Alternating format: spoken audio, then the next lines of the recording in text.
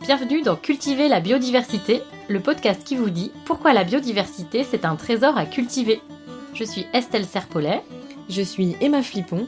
Nous sommes ingénieurs agronomes spécialistes de la biodiversité cultivée et passionnés par la sélection participative. Ici, on vous parle de graines, de celles et ceux qui les cultivent et les étudient, de semences paysannes mais pas que, d'autonomie des agriculteurs, de collectifs, parce que les semences sont à la base de notre alimentation. Bref, on vous donne des clés pour comprendre l'importance de la diversité génétique dans les systèmes agricoles et des outils pour agir. Cultiver la biodiversité, épisode 20, partie 2, les millets, des espèces à redécouvrir. Dans la première partie de cet épisode, on a échangé avec Thomas de l'équipe Biodiversité cultivée et recherche participative d'INRAE, qui travaille sur la partie agronomique de la culture du millet, et notamment l'équipe fait un travail pour remettre au goût du jour cette famille peu consommée que sont les millets, pour augmenter leur biodiversité cultivée et faire prendre de l'importance du coup à cette famille d'espèces pour que les gens l'utilisent de plus en plus dans leur cuisine en France. Et pour ça notamment, ils se sont associés à des cuisiniers pour faire des dégustations de millets et voir parmi ceux qu'ils étudiaient pour leurs intérêts agronomiques, lesquels étaient intéressants aussi d'un point de vue culinaire. Et du coup, vous le verrez, dans la fin de cet épisode, on fait le lien avec notre méthodologie des PEPS, puisque c'est celle qui est appliquée dans cette expérimentation, parce qu'en fait, il faut faire le même travail qu'on fait au niveau agronomique, à l'échelle de nos assiettes, pour tester les variétés. Désolée par avance pour la différence de qualité de son entre ma voix et la voix de Robin et Xavier. Il y a eu un petit problème pendant l'enregistrement. J'espère que ça ne vous dérangera pas trop. Bonjour à toutes et à tous. Aujourd'hui, pour ce nouvel épisode de Cultiver la biodiversité, on a deux invités avec nous qui sont Xavier Hamon et Robin Petitpierre, et donc qui sont deux artisans cuisiniers. Parce que pour nous, c'est important de cultiver la biodiversité, mais on la cultive aussi pour un usage. Et là, on va se concentrer sur un usage plutôt culinaire, parce que comme on l'a déjà dit, il y a aussi d'autres usages à la biodiversité cultivée, notamment pour se vêtir ou pour se loger. Et donc, on va se demander ensemble dans cet épisode comment on peut diversifier notre alimentation, mais aussi comment on fait pour valoriser la diversité cultivée, tout en prenant en compte des critères culinaires. Parce que jusqu'à maintenant, dans les épisodes qu'on a fait, on s'était plutôt concentré sur les intérêts, on va dire, agronomiques de la biodiversité cultivée. Et là, on va voir aussi qu'il y a des intérêts culinaires à cette diversité. Donc cet épisode est la deuxième partie de l'épisode consacré au millet. Si vous n'avez pas écouté la première partie avec Thomas, on vous invite à aller l'écouter. Donc comme je l'ai dit, on va se focaliser sur une espèce ou plutôt un groupe d'espèces que sont les millets. Alors Xavier et Robin, bonjour. Bonjour. Bonjour. Tout d'abord, est-ce que vous pourriez vous présenter rapidement et puis présenter votre parcours? Et puis Xavier, je vais te proposer de commencer.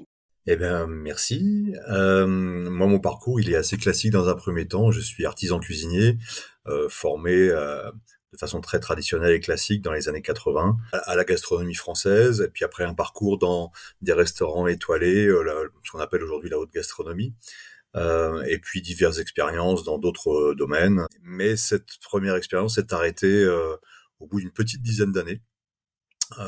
Parce que je me retrouvais, si je prenais toujours autant de plaisir à cuisiner, je prenais plus beaucoup de plaisir à être dans l'environnement humain qu'étaient les cuisines.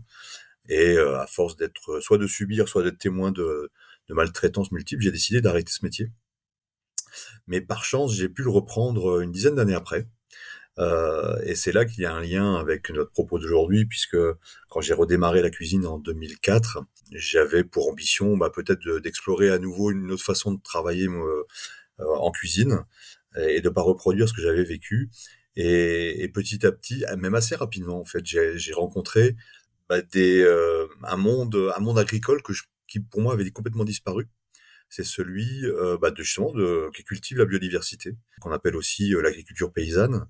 Et à force de rencontrer des maraîchers, des éleveurs de type un peu particulier, puisque tous étaient concerné par l'histoire des semences de variétés population ou par les races locales ou pour la pêche d'autres espèces que les espèces dominantes, eh bien, j'ai compris qu'il y avait certainement une responsabilité aussi en cuisine en continuant et en traduisant leur travail dans une assiette et en prenant ma responsabilité de cuisinier pour réinterroger tout ce que j'avais pu apprendre ou désapprendre.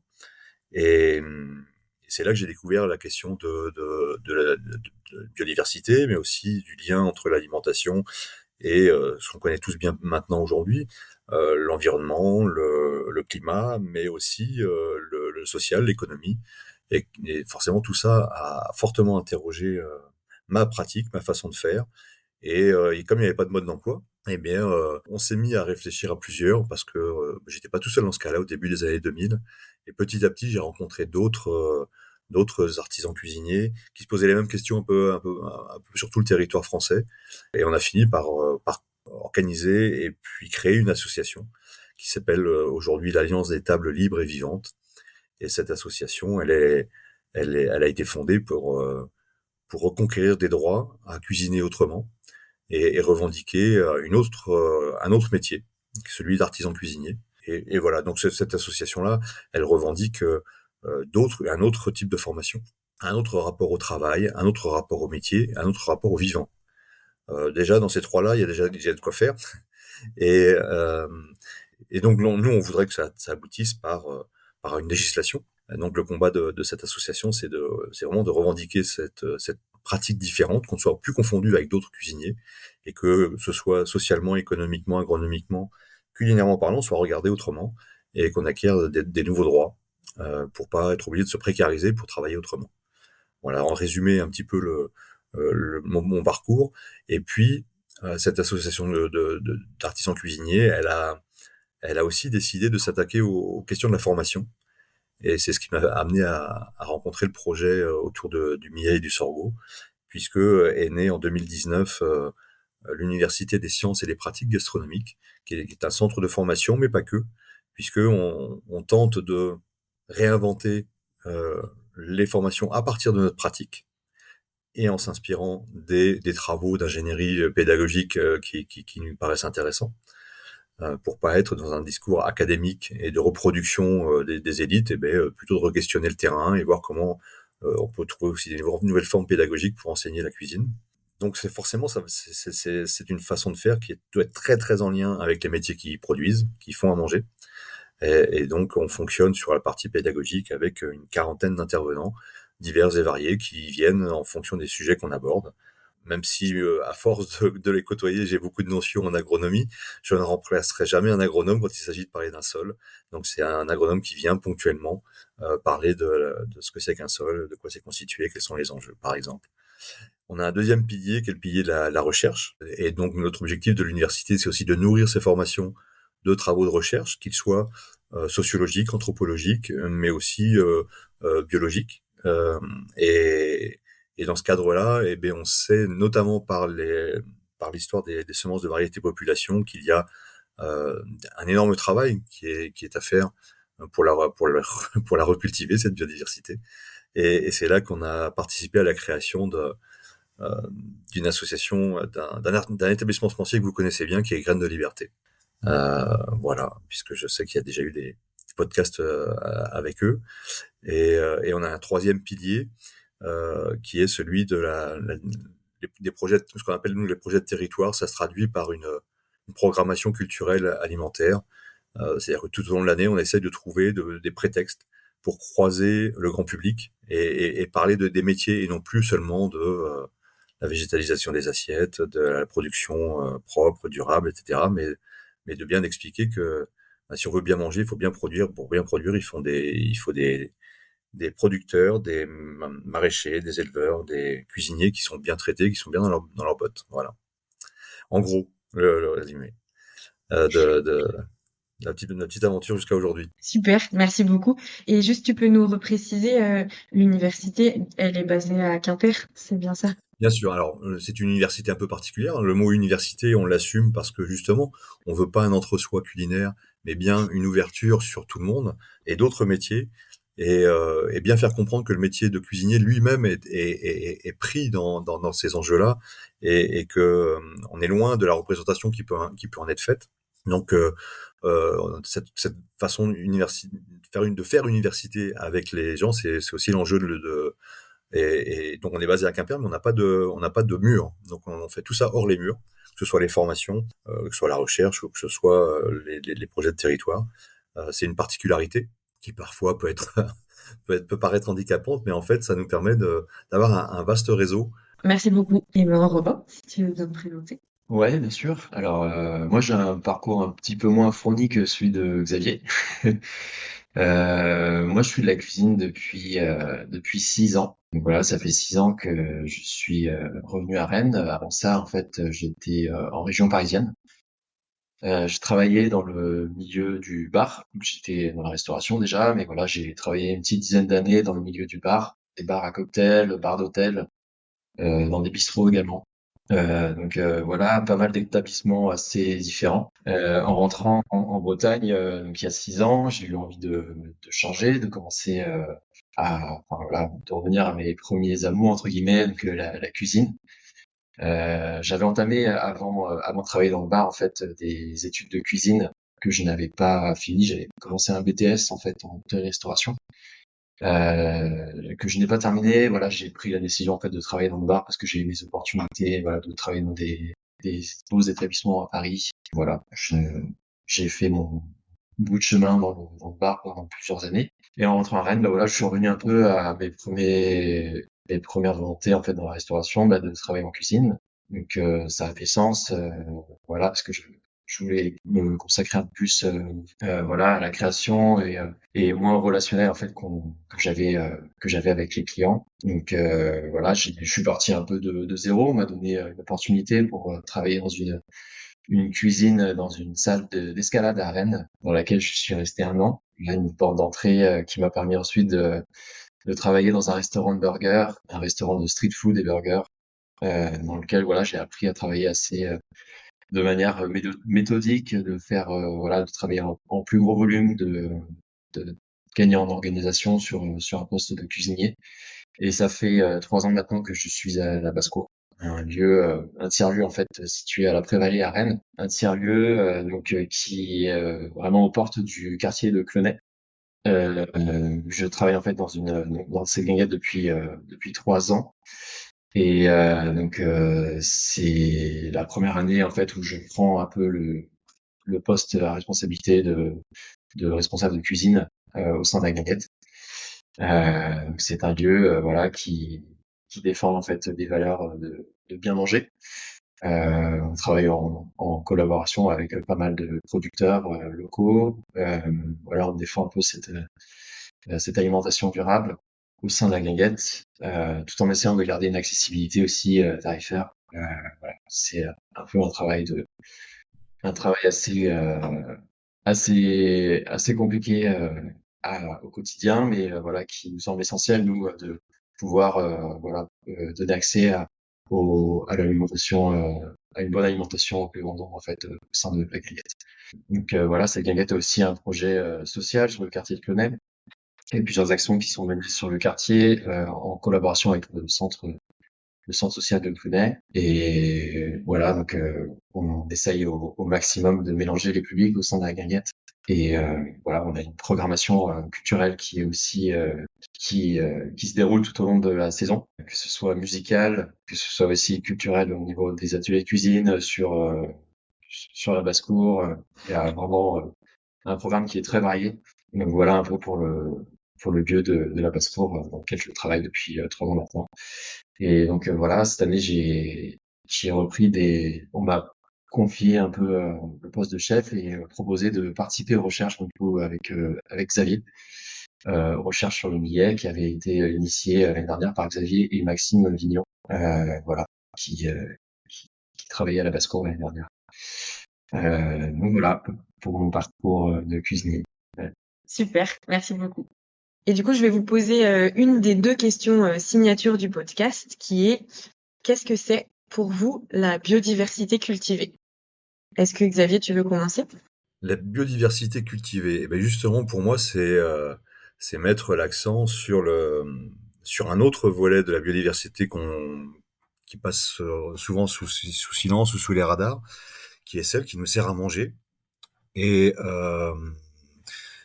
en, en parallèle de ce que tout un chacun comprend très bien dans le terme de biodiversité d'une manière générale, c'est l'environnement. Sauf que on a quand on parle de biodiversité cultivée, pour moi, c'est toute la variété que j'imagine arriver dans ma cuisine. Pour moi, c'est ça. Euh, et qu'elle soit végétale ou animale d'ailleurs.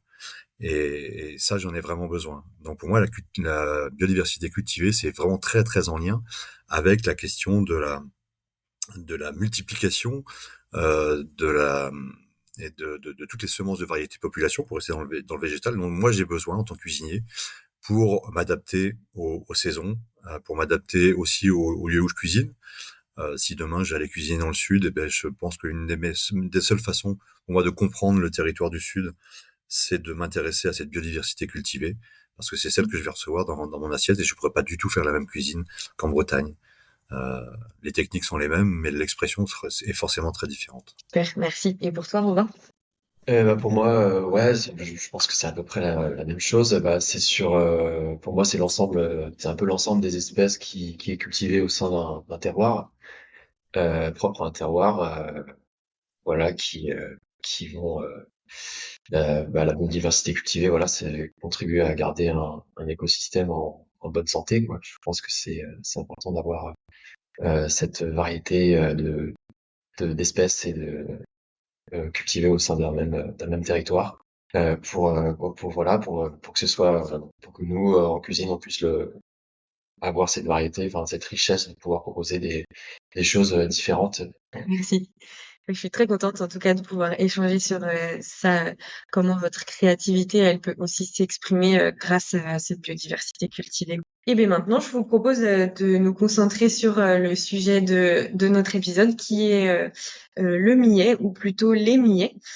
Et est-ce que vous pourriez commencer par justement nous présenter un peu euh, les millets, qu'est-ce qu'ils sont, et puis d'un point de vue surtout de la cuisine. Donc, est-ce que c'est un type d'aliment qui est beaucoup utilisé, ou est-ce que qu'il est consommé majoritairement dans le monde?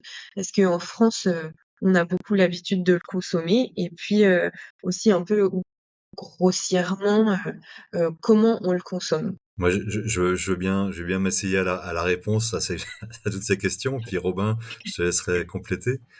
Euh, Ça va. je me permets de prendre la main parce qu'en fait, à la première session, c'est là que ça a été travaillé. Et Robin n'était pas présent. J'avoue que j'ai pas révisé complètement, mais par contre, je peux quand même répondre en tant que cuisinier à ces questions-là. Le millet est très peu utilisé chez nous, en France, en Europe en particulier, mais en France. Et d'ailleurs, ça arrive très très rarement dans une cuisine. En Mmh. tout cas, pas dans les apprentissages, pas dans ce qu'on connaît. Le millet, on pense tout de suite au millet pour les oiseaux. C'est le réflexe commun. Donc de là à imaginer qu'on puisse le manger, c'est un pas qui est pas évident à franchir. Il faut quelques étapes. Mais par contre, il est consommé ailleurs. Et justement, à cause de grâce à ses qualités agronomiques, puisque moi, ce que j'en ai retenu et qui me paraît le plus intéressant, c'est que il est très peu gourmand en eau et que c'est une culture qui effectivement commence à avoir des intérêts majeurs. Vu les climats qui nous attendent. Et donc, il est forcément très consommé dans des pays qui ont ces problématiques-là, parce qu'ils ont eu besoin de conserver cette caractéristique-là. On le retrouve en Afrique sous différentes formes, et sous différents noms d'ailleurs, mais on le retrouve vraiment dans les pays chauds. On le retrouve aussi en Asie par culture. On le retrouve en Amérique du Sud, en Amérique centrale. Donc vraiment, c'est une plante qui, dans une cuisine de nécessité, dans une cuisine ou dans une agriculture vivrière, et l'agriculture vivrière, elle peut pas faire fi du climat, des sols, etc., puisque l'enjeu n'est pas d'exporter, mais bien de se nourrir. Et bien là, le millet est encore consommé, puisque enfin, je vais pas parler de bon sens, parce que le bon sens de l'un à l'autre, ça peut changer, mais en tout cas, l'expertise agronomique, elle a naturellement conserver le millet. Et alors comment il est consommé? Un peu comme toutes les céréales. Alors là, pour le coup, il y a pas de grande découverte. En graines, cuites un peu comme une semoule, finalement utilisées comme une semoule, et aussi beaucoup en farine, donc écrasée et mangée sous forme de galettes, de bouillies. Voilà, encore une fois, on n'a rien inventé. On va retrouver à peu près toutes les caractéristiques de l'utilisation simple des céréales. À la différence près, c'est qu'il est exempt de gluten. Donc, on va pas pouvoir le. Mais par contre, sous forme de galette, sans aucun problème. Donc voilà un petit peu très très grossièrement comment comment je peux dresser le portrait de la consommation du millet. Alors avec quand même une petite différence, c'est que y compris dans des pays, je pense notamment à l'Inde, euh, qui euh, qui a qui a été aussi envahi par l'agro-industrie et la monoculture. Ce sont des consommations qui pourraient avoir tendance à disparaître aussi au profit des variétés et du processus qu'on connaît tous ici en Europe et en Amérique du Nord, qui est une monovariété, des semences hybrides labellisées Monsanto et compagnie, et qui inondent le marché de l'alimentation. Euh, je pense à Madagascar notamment aussi, où c'était une île qui était autonome en riz notamment, en millet j'imagine aussi, mais qui était autonome dans sa consommation de riz et qui aujourd'hui en importe du fait voilà des choix qui ont été faits de monoculture et qui ont détruit toute l'histoire agricole avec les semences de riz adaptées, etc. Donc le millet fait pas exception, mais à ce processus-là, mais il est encore très présent dans les lieux où l'agriculture vivrière a un sens nourricier. Alors sur la partie plutôt française, il y avait une longue tradition de la consommation de millet, notamment en Vendée et en Gironde. On retrouve ça dans des écrits 17, 18e, où on voit effectivement il y a des registres qui relatent le volume de production dans ces deux régions-là qui sont les plus importants en France. Et si en Gironde ça a disparu, en tout cas le gâteau de millet reste une référence en Vendée. C'est à peu près le dernier usage euh, commun, je dirais pas journalier, mais fréquent du millet en France. C'est dans cette région-là, avec plutôt une version un peu sucrée du gâteau de millet. C'est à peu près le seul vestige qui nous reste de cette consommation-là. Voilà, pour la petite historique. Du point de vue du cuisinier, voilà, je pense qu'un historien ferait d'autres commentaires, mais voilà ce que j'en ai retenu. Ok. Et tu mentionnais du coup, oui, le fait que le millet commence aussi dans les pays où on le consomme euh, en plus grande quantité, commence un petit peu à diminuer. Est-ce que tu as une idée de si la culture, elle a été abandonnée en France pour les mêmes raisons? C'est une bonne question. J'imagine que oui, puisque le blé a supplanté toutes les autres céréales quand il s'est agi voilà, de nourrir en plus grand. Après, c'est pas simplement le blé qui aurait remplacé le millet, c'est aussi parce qu'on voit qu'il y a des blés qui sont très intéressants. Il y a des variétés de blé qu'on a sélectionnées qui peuvent nutritionnellement parlant être et gustativement parlant très très intéressants. Donc que les deux puissent cohabiter, ça me paraît essentiel. Maintenant, comment il a disparu? Je pense quand même que c'est le même phénomène, c'est-à-dire que à partir du moment où on a trouvé quelque chose d'extrêmement productif et qui arrangeait le monde des produits phytosanitaires, des grandes meuneries, et qu'on s'est habitué au pain blanc, une céréale comme le millet n'a plus beaucoup de sens. C'est aussi la façon dont on a consommé la céréale qui a beaucoup évolué, qui a mis de côté le millet. Voilà, on est habitué aujourd'hui à du pain insipide, mais à pain blanc qui a à peu près aucun intérêt, sauf celui de ceux qui tiennent les cordons de la bourse. Euh, mais voilà, mais ça reste la consommation majeure. Quand on voit le développement du burger, par exemple, on continue à manger du blé dans le burger en grande quantité avec avec les pains burgers. Et ben voilà, est-ce qu'il reste de la place pour autre chose, une alternative une fois est-ce qu'on va manger un dessert au millet après un burger? Je crois pas. C'est tout ça qui est en jeu et qui a fait disparaître cette céréale-là, comme d'autres variétés de lentilles par exemple, comme d'autres légumineuses, comme d'autres céréales. Oui, oui, donc c'est à peu près le phénomène. Alors certainement que c'est pas tout à fait la même chose en Europe que dans d'autres pays, parce que je pense à Madagascar encore une fois qui est un bon exemple. Ce phénomène s'est passé en force. Il y a eu des choix qui ont été imposés à la population, ils n'ont pas eu le choix. Nous, certainement que ça a été un peu plus insidieux en passant par le monde agricole, à qui petit à petit on a forcer la main, mais sans le dire vraiment. Donc, certainement que la méthode était différente, mais c'est à peu près le même phénomène, oui. Merci beaucoup. Je vous propose du coup plusieurs fois, vous avez évoqué le fait que dans le cadre de l'USPG ou dans le cadre de ton travail à la basse-cour, vous avez été amené à faire des expérimentations sur le millet. Est-ce que Xavier, tu veux bien nous rappeler le contexte de comment vous vous êtes retrouvés du coup à travailler sur le millet, surtout si au jour d'aujourd'hui il est assez peu utilisé. Eh ben, effectivement, on va revenir à l'histoire de Graines de Liberté, puisque c'est comme ça que j'ai croisé le monde de la recherche. Et depuis le début de l'histoire de cette maison semencière, on a croisé en permanence la recherche, donc aussi le stock des variétés de semences, de variétés de population qu'on pourrait remettre en culture, le monde des artisans semenciers, puisque c'est eux qui font le travail de sélection, et le monde des maraîchers.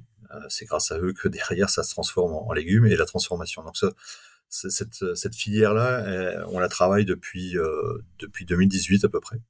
Et au cours de ce travail-là, c'est là que j'ai rencontré le laboratoire de recherche de Véronique Chable à l'INRAE, et qui nous a proposé à l'USPG justement de participer au défrichage, plutôt que de travailler uniquement en silo, d'un côté les chercheurs, les agronomes, et puis de l'autre côté les paysans, et puis dans un troisième temps les cuisiniers. C'était plutôt de faire ce travail de recherche tous ensemble, dans un premier temps, l'utilisation du millet, sans parler vraiment de l'espèce. Donc le premier travail, ça nous a servi peut-être à apprendre à travailler ensemble. J'avoue que moi je ne suis pas de culture scientifique, et sur la méthodologie, c'était une bonne occasion de s'y coller, et puis d'adapter aussi à ce que peut proposer comme compétence un cuisinier dans ce type de recherche-là. C'était une façon aussi de croiser des connaissances des scientifiques, et le peu de connaissances du cuisinier, pour le coup, à l'époque sur le millet. Et donc l'idée, ça a été ça, c'était à partir des premières récoltes qui ont été faites à Rennes, de millet, de voir comment le cuisinier pouvait s'emparer de cette graine-là et imaginer le cuisiner. Essayer de commencer à partir d'une espèce commune, et d'ailleurs qui n'a pas forcément été identifié clairement, puisque parfois le premier échantillon venait de l'INRAE, le deuxième moi je l'avais acheté en magasin spécialisé bio, pour le cuisiner, parce que je trouvais intéressant aussi de cuisiner, de tester ce qui était à disposition du grand public, sans forcément savoir quelle était la variété ni le producteur. L'essentiel était que ce soit bio. Et voilà, donc c'était la première étape. J'avoue que moi, ça me plaisait beaucoup de travailler la question, et en même temps, voilà, c'était vraiment l'occasion de se rapprocher des métiers. À l'USPJ, on dit souvent que on peut pas penser la cuisine sans s'adosser à des connaissances. Et ben là, pour le coup, on a mis les pieds dedans, les pieds et les mains dedans, dans les connaissances, et on s'est nourri des premiers travaux qui avaient été faits par le laboratoire de l'INRAE. Voilà. Le contexte c'était celui-là, et l'idée c'était aussi de pas le faire tout seul, et de faire du lien entre territoires, puisque naturellement, Quimper, Rennes, vu de loin c'est très proche, vu de la Bretagne c'est pas si proche que ça, on est presque à l'opposé géographiquement, donc il Il y a 2 bonnes heures, voire plus parfois, pour rejoindre Rennes, de chez moi. Donc, le point d'ancrage à la basse-cour, il était intéressant. Aussi parce qu'il y a une histoire entre, ce laboratoire de l'INRAE et la basse-cour à travers la fête du chant à l'assiette qui a lieu tous les ans au mois de septembre, si je ne m'abuse. Enfin, Romain, tu me corriges si, Ouais, c'est bien ça, ouais. Ouais, ouais. Ça a lieu tous les ans au mois de septembre. Mais oui, c'est une fête qui a pour vocation, voilà, de faire du lien entre producteurs et c'est une grande fête en fait sur une journée à la basse-cour où voilà, on a un marché de producteurs qui est présent, des concerts, on fait à manger enfin, voilà, à la guinguette et voilà, ça rassemble énormément de monde. C'est un gros week-end pour la basse-cour et à la Prévallée, ça draine pas mal de personnes. Voilà. je voudrais juste compléter sur l'intérêt de cette expérimentation, c'était aussi, pour nous, quels que soient les partenariats qu'on développe, c'est toujours l'occasion de parler aussi du fond, de pourquoi on existe, et pas simplement voilà, de se focaliser sur un sujet commun. Et là, par exemple, sur la question de la recherche participative, nous, ça faisait longtemps qu'on n'en faisait plus, qu'on refusait d'en faire tant que les termes du contrat n'étaient pas équitables. Je m'explique, souvent, les métiers qui sont sollicités par la recherche pour participer à la recherche participative se contentent des retombées médiatiques de la recherche ou et grosso modo l'échange c'est bah venez nous aider et puis vous bénéficierez des fruits de la recherche donc donc pas besoin de vous payer, voilà. euh, et c'est très très souvent le cas, donc nous on avait décidé de refuser ce genre de et de le dire et de dire pourquoi on refusait. Et donc, c'est aussi ça qui était important dans la discussion avec Véronique et son équipe, c'était que, bah, effectivement, il n'était pas question qu'on mobilise du temps de travail sans rémunération ou sans contrepartie financière, puisque alors, il y a les déplacements, c'est une chose, mais il y a le temps qu'on y passe. Et le temps qu'on y passe, il est aussi lié au temps de réflexion, de pensée, tout ça se prépare, s'anticipe. Et que c'est pas moins de travail, c'est aussi, voilà, et on est très attaché à la valorisation de la participation de qui que ce soit à ce type de recherche. Et donc ça a débouché effectivement sur une convention financière, enfin sur l'objet du travail en commun, mais aussi sur l'aspect financier. Et ça pour moi c'était très important, sinon on l'aurait pas fait. Ah, c'est super intéressant, oui. Puis comme tu disais, l'Alliance des tables libres et vivantes, elle défend ce qui est le métier en fait d'artisan cuisinier et ça passe aussi par là pour que tout le monde puisse participer, puisse apporter ses connaissances et justement apprendre aussi. En fait, comme tu dis, c'est aussi beaucoup de temps la recherche participative, de construire un vocabulaire commun, d'apprendre mutuellement de ces méthodologies et en tant que chercheuse ou en tant que artisan, on, on a besoin de ce temps long pour s'acclimater, on va dire, au métier de l'autre, quoi. Donc, c'est très intéressant. Merci d'avoir précisé ça. Peut-être, Robin, je vais te proposer là du coup de préciser ce qui s'est passé la deuxième année, donc suite au travail de réalisation plutôt de recettes et d'appropriation de l'espèce, on va dire. Qu'est-ce que cette année vous avez fait sur les millet? Comment vous vous êtes organisé? Combien de temps ça vous a pris justement de continuer ces expérimentations-là?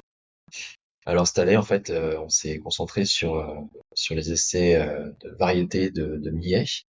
Donc en fait, variétés différentes de millet. Et pour nous, le but, ça a été de les caractériser gustativement. Et donc en fait, pour ce faire, on a cuisiné le millet de 4 manières différentes, 2 recettes salées et 2 recettes sucrées. Pour chaque variété. Pour chaque variété, voilà. Donc ça a été un bon travail euh, de préparation et de dégustation aussi par la suite. Voilà, donc les 2 premières recettes salées. En fait, le but c'était vraiment de pas dénaturer la céréale. C'était des recettes très simples en fait. C'était une cuisson toute basique à l'eau salée. Et la seconde recette salée était une galette de millet en fait cuite au faux. Voilà, voilà pourquoi la cuisson à l'eau salée. Ben en fait là c'est la cuisson vraiment de base. avec laquelle on va réussir à déterminer plusieurs aspects gustatifs du millet, donc voilà, pour vraiment l'avoir le plus nature possible, définir sa texture, définir sa capacité à absorber l'eau, mais aussi voilà son goût, son odeur, et puis sa couleur, quoi. Donc voilà pour la cuisson à l'eau. Ensuite, on a une cuisson au four un peu différente, donc avec un appareil très simple à base de yaourt et d'œufs, donc cuit des petites galettes reformées et cuites au four qui permettent voilà d'évaluer la capacité du millet à développer des saveurs une fois torréfié, une fois cuit au four et donc voilà, avec un aspect plus croustillant forcément. Et ensuite deux recettes sucrées. Donc la première, une bouillie en fait toute simple à base de farine de millet et une bouillie en fait sucrée à l'eau, façon porridge un peu. Voilà, qui nous a permis de définir en fait le millet et ce qui en est ressorti un petit peu sur ces nouilles, c'est qu'on a observé en fait une amertume de la farine de millet, voilà, qui pouvait être intéressante ou pas du tout suivant le degré d'amertume. Après voilà, c'est propre aussi à nos palais européens. Je pense que dans certains pays, voilà, il y a cette amertume peut être recherchée ou peut être commune en fait et normale pour les gens qui la consomment. Et la seconde recette était voilà, un gâteau 4 quarts façon très simple, donc 4 quarts à base de farine de millet.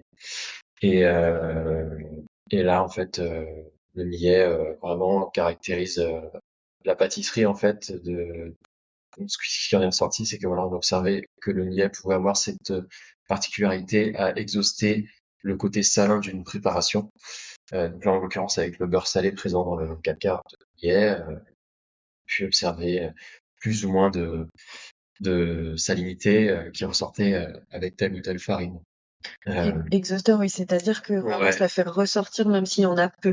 exactement, ouais, on a observé voilà, vraiment que voilà, sur certaines variétés, on avait le côté salin du beurre qui ressortait le plus, ce qui peut être très intéressant, voilà, d'un point de vue pâtisserie ou même d'un point de vue cuisine salée, pour limiter les apports de sel tout simplement dans certaines préparations. On peut penser voilà à des régimes spéciaux sans sel qui peuvent être euh, qui peuvent être agrémentés de millet pour voilà, garder cette sensation quand même d'assaisonnement et à moindre frais voilà si je peux dire. Et donc voilà pour les tests qu'on a réalisés cette année. Donc voilà, ça s'est déroulé sur 3 jours. Donc les 2 premiers jours, on a vraiment cuisiné en fait sur toutes les recettes que j'ai dénoncées. Et le deuxième jour, en fait, on a dégusté le millet. À partir du deuxième et troisième jour, on a commencé les dégustations. Et là, ça nous a pris un bon temps pour vraiment se focaliser sur chaque millet, la texture, le goût, et vraiment essayer de noter au plus juste les différences, enfin voilà, les caractéristiques de chaque millet. Donc voilà, je pense que Xavier est d'accord pour dire que qu'on a beaucoup mangé de millet pendant ces 2 jours. Et du coup, voilà, c'est pas tout le temps évident d'être objectif et d'avoir les mots justes sur la dégustation, mais voilà, on a essayé de faire au mieux là-dessus. Ouais. Merci, Euh, Xavier, tu veux compléter quelque chose? non, mais c'est très bien résumé, hein, le travail qu'on a fait, effectivement. Je sais pas si tu as remangé du millet depuis. J'en j'en ai pas mangé. Non, j'en ai pas mangé, effectivement, mais C'est trop. je Ça fais fait. ça de trop. Ouais, je pense que j'ai eu ma dose pour le mois, mais bien envie de retenter des recettes, tenter des recettes là bientôt pour l'ouverture de la gagnette. En tout cas, moi, j'ai pu en refaire dans une manifestation, mais pour revenir à l'expérimentation, c'était vraiment ça. Après, la difficulté est peut-être que dans un troisième temps, si on refait un troisième travail, il faudra peut-être aussi qu'on ait, par exemple, sur le vocabulaire de dégustation, on s'est mis d'accord, Robin et moi, sur quelques mots qui étaient signifiants pour nous, mais peut-être que on gagnerait en complexité, et peut-être que là, il faut associer peut-être un autre professionnel plus sur la sémantique de la dégustation, par exemple, parce qu'il y avait des subtilités parfois qui étaient voilà. Après, tout ça est très subjectif. Hein, on est à deux. Et très certainement que nous, ce qu'on a proposé à la fin, c'est que peut-être on élargisse aussi le champ à d'autres cuisiniers qui n'ont pas forcément sur le travail de sélection comme on a pu le faire, mais sur la créativité en cuisine, et puis voir dans d'autres contextes comment les cuisiniers s'en emparent au-delà de ce qu'on a pu faire nous. Voilà, en tout cas, c'est vraiment ce travail comme tu l'as dit, très très fastidieux, mais aussi qui a besoin de rigueur pour qu'on ait vraiment tous les millets traités de la même manière. Et ça, c'était très important. C'est pour ça qu'il fallait absolument que ce soit simple. Sinon, on allait fausser trop de repères. Euh, et c'était intéressant la dégustation parce que moi, j'ai longtemps considéré que par exemple, les amoureux du vin, je trouvais ça dingue. Ils arrivent à déguster 40, 50, 60 vins dans une même journée sans rappeler. Et je trouvais ça fou. Et moi, je suis convaincu que j'arriverai jamais à faire ça. Ça m'intéresse pas d'ailleurs. Par contre, je me suis surpris, en me concentrant sur le millet, à être capable, jusqu'au bout, de déguster une quarantaine de variétés différentes. Et voilà, je me suis surpris moi-même. Ça demande de la concentration. Mais quand c'est bien préparé, euh, voilà, c'est aussi peut-être la qualité de cuisinier d'avoir cette capacité à avoir une mémoire, une concentration sur le goût. Parce qu'on a vu en invitant l'équipe de Véronique, ils avaient saturé assez rapidement. Mais finalement, avec l'expérience, c'est pas inintéressant. Bon, après 40, c'était peut-être un peu beaucoup. On pourra s'alléger la tâche la prochaine fois. Oui, ça devait être une sacrée logistique, même pour pas s'embrouiller et bien toujours avoir la variété qui correspondait à un numéro et ensuite être en capacité de renoter sur le bon numéro. Enfin oui, j'imagine que c'est toute une organisation aussi à anticiper et qu'on voit aussi au champ, mais qui se reproduit justement dans la cuisine, quoi, de gérer cette diversité pour être en capacité de transmettre, c'est un gros travail, quoi. Parce que justement, je voulais peut-être juste rapidement revenir sur cette question de l'objectif. En fait, on en a déjà un peu parlé tout au long de l'entretien, mais euh, l'objectif de toute cette expérimentation, si je comprends bien, c'est de faire en sorte en fait que on se réapproprie entre guillemets, même si j'aime pas trop ce mot, mais qu'on recultive du millet, que des cuisiniers aient de nouveau envie d'en cuisiner, et donc aussi d'avoir testé les variétés. C'était dans l'idée de trouver des variétés qui soient intéressantes pour certains usages, des usages salés, des usages sucrés, euh, potentiellement des variétés aussi qui soient mixtes. Est-ce que vous pouvez nous parler un peu justement de ça, est-ce que des différences, est-ce qu'il y avait certains millets qui étaient peut-être plus adaptés aux recettes salées, aux recettes sucrées? Vous avez déjà un peu parlé de l'effet exhausteur, toujours en gardant en tête cet objectif de comment on transmet aux cuisiniers qui voudraient utiliser du millet dans leurs recettes, quoi. Bah, c'est vrai que il y a des millets qui sont nettement sortis d'un point de vue gustatif, que c'était souvent les mêmes qui ressortaient sur les différentes recettes qui étaient employées. Il y en a pas beaucoup sur la petite quarantaine qu'on a testée. Je dirais que Xavier, tu me coupes s'il faut, mais je crois qu'il y en avait 5-6 qui étaient vraiment intéressantes. Il y a vraiment des variétés qui sortent du lot d'un point de vue texture, d'un point de vue goût, quoi, tout simplement, qui vraiment développe c'est des caractéristiques de céréales très marquées, voilà, qui sont propres au millet. Il y a des variétés qui, à l'inverse, sont vraiment pas intéressantes parce que une fois cuite, la céréale ne se tient pas, il n'y a pas de goût particulier.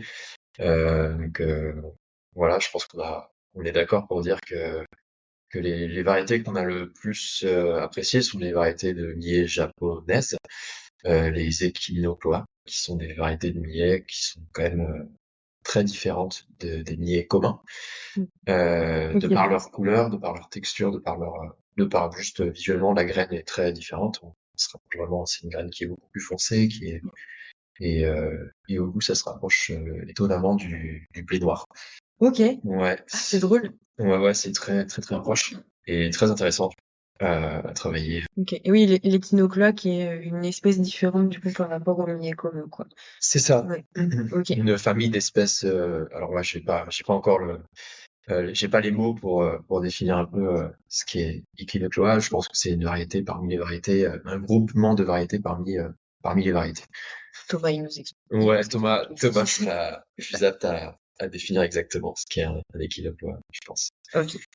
Mais peut-être pour compléter ce que tu disais, Robin, effectivement, la sélection, c'était aussi de se rendre compte que parfois certains millets peuvent être très intéressants en farine, mais pas forcément pour le reste.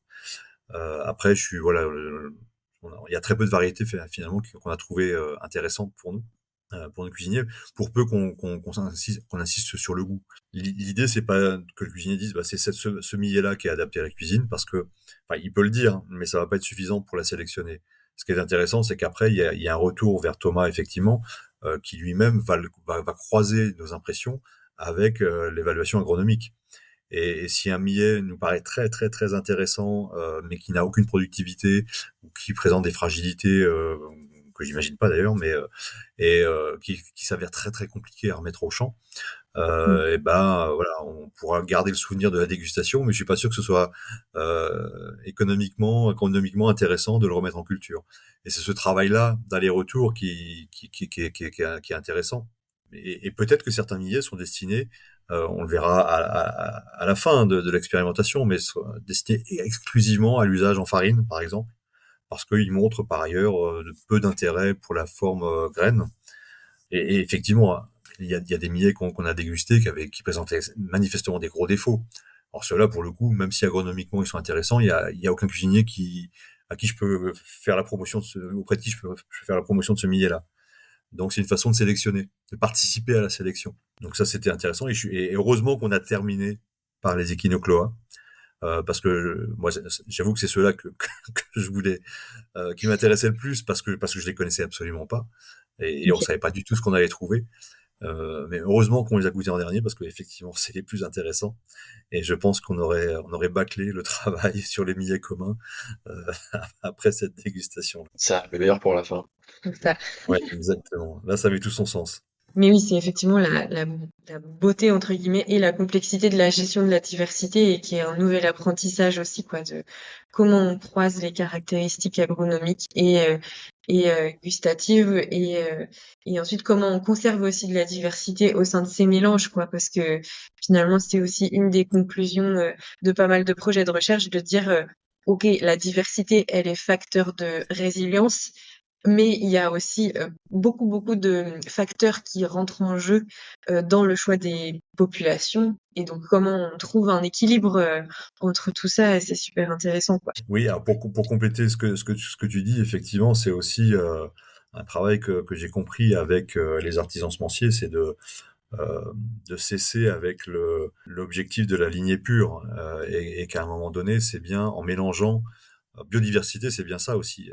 J'ai pas l'intérêt d'aligner des lignées pures les unes à côté des autres et de les traiter séparément.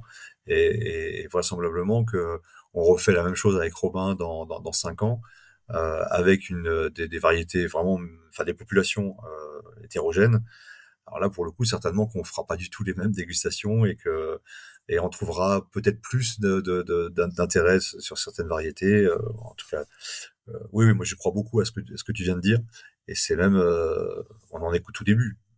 Mm. Après, il y a aussi, moi je connais peu les critères agronomiques qui vont permettre la sélection, mais j'imagine bien que on peut très bien, je pense qu'il faut garder de l'intérêt gustatif, mais il faut aussi qu'on nourrisse, qu'on nourrisse en nombre et de façon qualitative.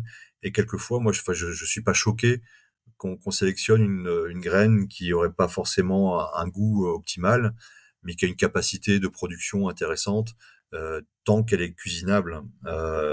Voilà, et on l'a bien vu sur la première partie avec Maxime, sur la première expérimentation, où là on a vraiment testé le millet dans plein de recettes. Finalement, le millet est essentiellement un support avec lequel on fait des recettes, et il s'efface. C'est une structure nutritionnelle, mais c'est une structure physique pour faire une pâte, pour faire une galette, pour faire un gratin. Et là, le goût du millet s'efface derrière la sauce tomate, derrière une garniture, derrière des herbes, etc. Donc, le goût, c'est super intéressant pour nous parce que c'est un peu notre métier et puis ça nous aide. Mais parfois, c'est pas le critère essentiel. Et je préfère un millet qui soit peut-être un peu plus neutre, mais qui soit vraiment productif et qui arrive dans les assiettes pour nourrir autrement. Voilà, parce qu'il peut passer au second plan. Ouais, ce qui donnerait aussi une accessibilité à la céréale, quoi. Parce que si les productions sont faibles, c'est vrai, bah, ça va donner une céréale qui sera pas forcément accessible à tous. Exactement. Mm. Oui, en termes de prix, en En termes termes de de coût. prix, ouais. Et puis d'autant que donc tu as parlé de la possibilité de réduire le sel avec certaines recettes, mais vous me corrigez si je me trompe, mais je crois qu'aussi il y a un intérêt par rapport à l'indice glycémique du millet. Il me semble qu'il est très bas. Ouais, est-ce que vous Exactement. avez des infos là-dessus? Alors, oui, exactement. C'est pour le coup dans les desserts, et on l'a bien vu. Je pense que l'exhausteur, ça marche aussi sur le sucre. Et donc il y a ça, on l'avait déjà vu avec sur la première expérimentation. Donc il y a forcément une possibilité de revoir les quantités de sucre dans les recettes, le pourcentage de sucre. Ça, c'est une évidence. Ouais, ouais. Et ça, Ok, c'est caractéristique avec toutes les farines qu'on a pu goûter. ouais, super. Bah, du coup, comme tu parlais de recettes, Xavier, je pense que les auditeurs, auditrices meurent d'envie d'avoir un exemple de recette à base de millet. Est-ce que vous avez un exemple, une recette qui vous a marqué, je sais pas, que vous avez envie de présenter? Alors après, si vous voulez, on pourra mettre le détail peut-être en description de l'épisode, mais si vous voulez la présenter globalement là, ça pourrait vous intéresser. Robin, tu veux prendre la main? Sur une recette du coup à base de millet. Ouais. À base de millet, bah, moi j'ai beaucoup apprécié les financiers au millet que l'on a pu faire l'année dernière à la basse-cour.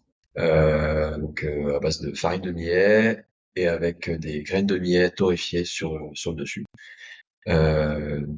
Financier très simple, hein, c'est un biscuit classique de la pâtisserie française, à base de beurre noisette, de blanc d'œuf, de sucre et de farine de millet.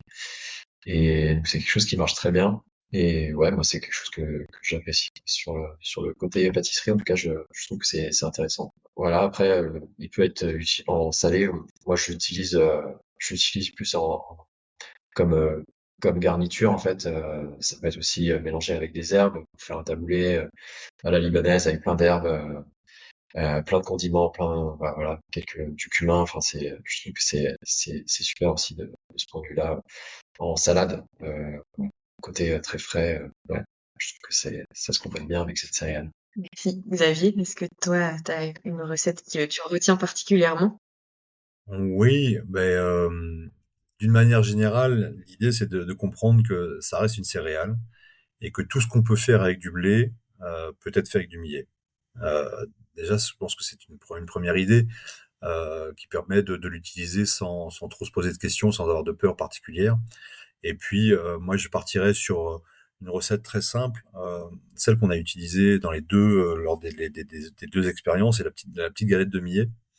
Je dis très simple parce que c'est aussi une façon très simple d'appréhender et de le faire aimer à tous. Donc le principe est très simple, c'est une cuisson à l'eau du millet, un volume de millet, un volume et demi d'eau, un petit peu de sel. On porte les deux, on chauffe les deux. Quand l'eau bout, on verse le millet dans l'eau, on couvre, on baisse le feu au minimum. 20 minutes après, c'est cuit. Là, on peut pas se tromper. Et à partir de ce millet qui a été cuit, effectivement, on peut en faire ce qu'on veut. Et moi, ce que j'aime bien en faire, c'est ce petit appareil d'œufs et de yaourt euh, que je mélange au millet cuit. Et ça me fait comme un appareil un peu épais que je dispose sur une plaque de cuisson en forme de petite galette, format cookie par exemple. Et je le passe au four 10 minutes à 180 degrés. Et quand ça sort du four, vous avez ouais, un peu coloré, un peu torréfié. Il y a une bonne odeur de céréales torréfiées et ça fait une base de quiche, de mini pizza. Vous pouvez juste y rajouter une petite sauce tomate, des herbes, un morceau de fromage, le repasser, le gratiner.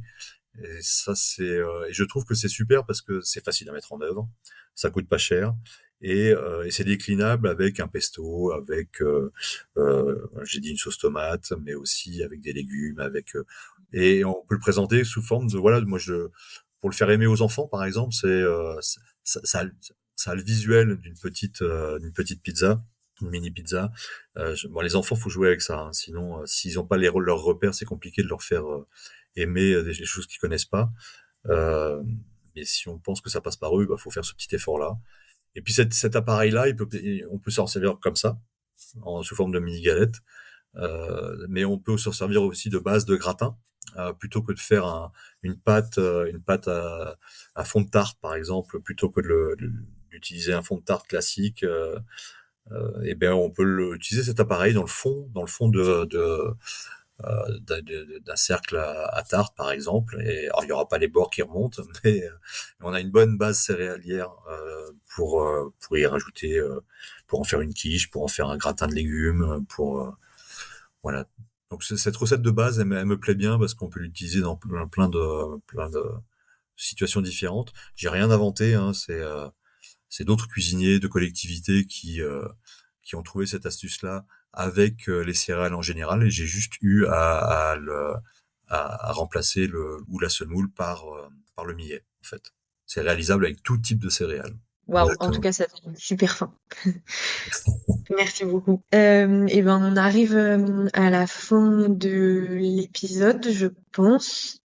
On va pas avoir le temps. Il y avait encore plein de questions que j'avais envie de vous poser, mais bon, ça fait déjà 1 heure qu'on discute, donc ça fait déjà beaucoup, je pense.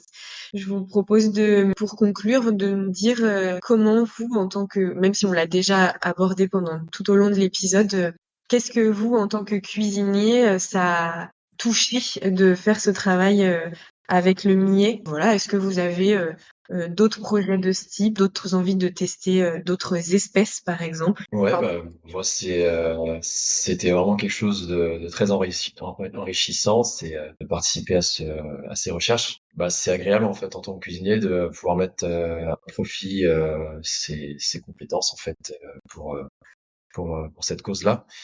Et j'ai hâte de voir le résultat, en fait, de voir le retour, de savoir si les millets qu'on a retenus sont intéressants aussi au champ et s'ils vont être implantés dans la région dans un futur proche ou moins proche. Et en tout cas, ouais, c'était très riche comme expérience. Et, si c'était à refaire, je le referais sans hésiter.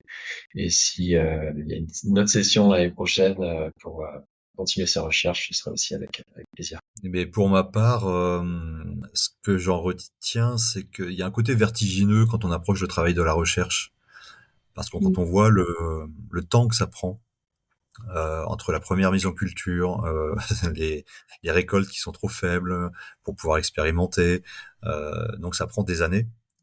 Et quand je vois donc c'est vertigineux parce que voilà, je pense qu'on maîtrise, enfin on comprend tous bien le travail qu'on a à faire sur notre alimentation.